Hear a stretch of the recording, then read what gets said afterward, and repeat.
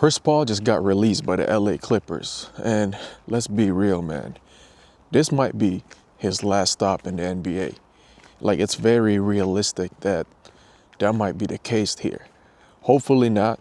Hopefully he gets picked up by a championship contender, maybe the OKC Thunders, since he used to play there and he has a good relationship with Shea, with SGA, maybe with the San Antonio Spurs, maybe across the street in LA Lakers. I mean, I don't think LA is gonna win anything this year. They gotta figure out their whole situation with LeBron James and Luka Doncic situation, because that's also a mess, and I don't think he wants to be involved over there.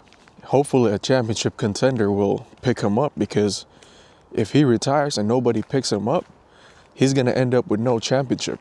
He's gonna end up just like John Stockton and other great point guards like Jason Kidd. Wait. Who's a better point guard? Who would you guys take? John Stockton or Chris Paul? Let me know in the comment section, because I think John Stockton is number one in the assist category. He's number one, and Chris Paul is number two. John Stockton might be also above Chris Paul in steals category as well. So who do you guys think is a better point guard? Chris Paul or John Stockton? Let me know in the comment section. But at the same time, I hope he gets picked up by someone else, because we've seen this happen to veterans before, where they get dropped in the middle of the season. I mean, it's still early in the season. I guess that's a good thing for him to get released this early so that he can reassess his situation and still be able to find a team for him. And by the way, if you haven't done so, don't forget to like this video, subscribe to my channel. So press that button right there. Those two buttons, press them. But we've also seen it where veterans get dropped and they never get picked up again. And we don't want that to happen with Chris Paul. They did the same thing with Jamal Crawford, Isaiah Thomas. I mean, those players are not in the level of Chris Paul when it comes to how they can affect the team. But anything's possible nowadays in the NBA with how they treat vets. But what does this mean for Chris Paul's career at this point? Like, he's 40 years old. A lot of these NBA teams don't really pay for just leadership, because now you have, a great example is OKC. They're very young. They don't have, the oldest guy is probably Alex Caruso, and he's only probably in his early 30s. Paying veterans just to be in the locker room. A lot of NBA teams don't do that anymore, especially with the new CBA agreement that they had a few years ago. But the truth is, Chris Paul can still run an offense better than majority of the point guards that's in the league right now, and that's where he shines. There's no true point guard anymore. Chris Paul is the last true point guard. You got a lot of players that are so-called point guards in the NBA, but really they really are shooting guards, just like Stephen Curry. Stephen Curry's label is a point guard, but dude, he's really a shooting guard, and he's the best three-point shooter in the NBA history. So that's where the NBA is at now, and that's just the evolution of the game. This might be the first time in Chris Paul's NBA career where he really has to prove himself when it comes to getting that spot for an NBA team. We haven't really seen him in this situation where, he's out here getting waived, getting released, whatever term that they want to use to not make it look as bad as what it is. But that's his situation right now. When it comes to Chris Paul's legacy, he has a very confusing one, because obviously he's a first ballot Hall of Famer. He's a mid-range specialist. Like, he's not your typical guard nowadays where he just want to chuck up threes every position. He's gonna come into a team and really be a pure point guard.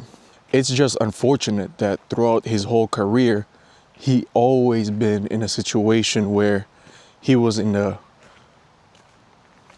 wrong team at the wrong time, and injuries and here and there. Just like they could have beat Golden State Warriors when he was in Houston, but he got hurt and they weren't able to finish the Golden State Warriors. And I think it went all the way to Game 7. I don't remember which year that was. You can comment that down below in the comment section which year. It might have been 2018 or something, but the Houston Rockets had a real chance on beating the Golden State Warriors at one point, but everybody just got hurt. Even with his time with the Phoenix Suns, where he made it all the way to the finals, right? And for some reason, DeAndre Ayton just disappeared. He wasn't, some of his teammates was not healthy. Another good reason of being at the right place in the wrong time, whatever. But that was the type of cards that he had to deal with. He even said, he even said that, I remember in an interview, he was like, man, now I got an addiction because I made it to the NBA Finals and I want to be there now. I'm addicted to it.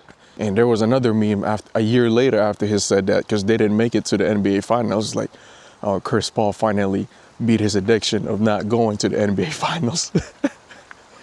But, Chris Paul has an endless options on where he could potentially land. There's a lot of teams out there could compete for a championship, but at the same time, might only go deep in the playoffs, but not win. There's a chance that he might go back to the Golden State Warriors. He could go back to San Antonio Spurs and even have a reunion with the Houston Rockets, because the Rockets, they don't look, they don't look bad right now. They got Kevin Durant in that big ass lineup that they have. They could use some pure point guard in their system. Now, I don't know if Houston Rockets want him to go back, but that's also a good option right there. And you know what's funny too? Chris Paul is older than a lot of coaches in the NBA. He's definitely older than, what's that dude's name? Joe Mazzulla in Boston. That fool's still in his 30s, bro. He's in his late 30s. Chris Paul already pushing 40, early 40.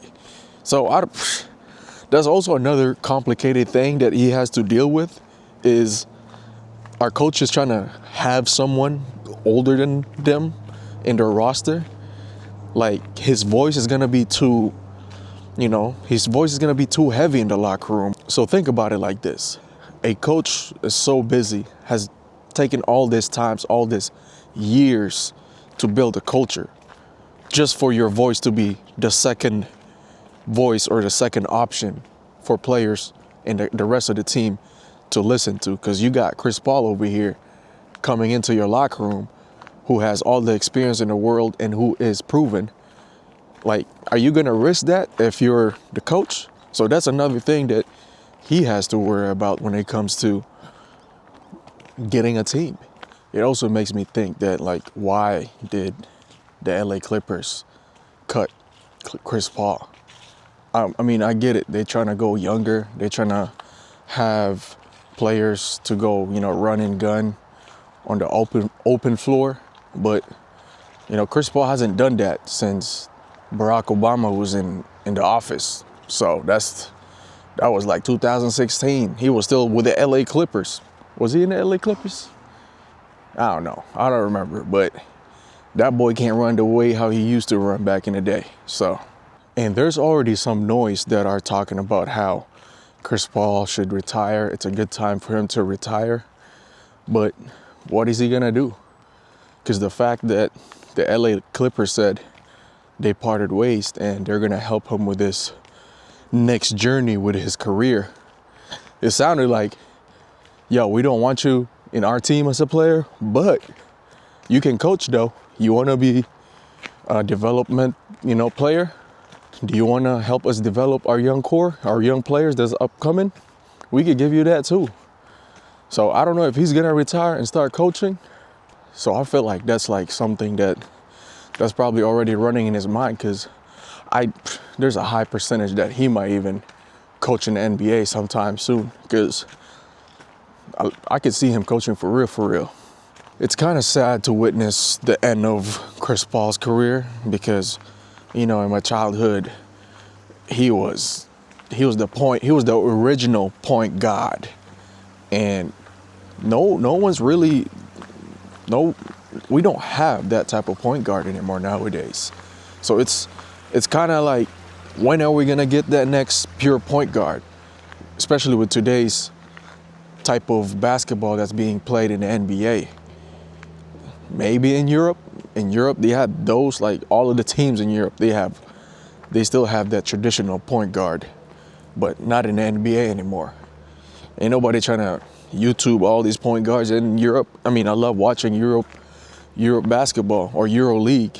It's also great basketball. It's real basketball, not just people trying to score 50 all the time. It's real team basketball. But it's sad that this is where we are at now when it comes to that real point guard who's trying to take advantage of who's in foul trouble, how to manipulate an offense. Like, no one's gonna do that anymore in the NBA. And it's gonna be sad. I hope he gets one more team for this season. I never got to watch him in person. Or did I? I don't think so. But that brings me to my final question. And you guys let me know in the comment section, what do you guys think is next for Chris Paul? Coaching, another team, maybe sitting out for 1 year for the rest of the year and wait out his options to play one last year, because he did announce that this is gonna be his last year in the NBA. So let me know in the conversation. Let me know in the comments, and let's make that a conversation down there. And by the way, I have this video about the downfall of USA basketball. It should pop up somewhere in your screen right now. So go ahead and watch that for me, and I will see you in the next video.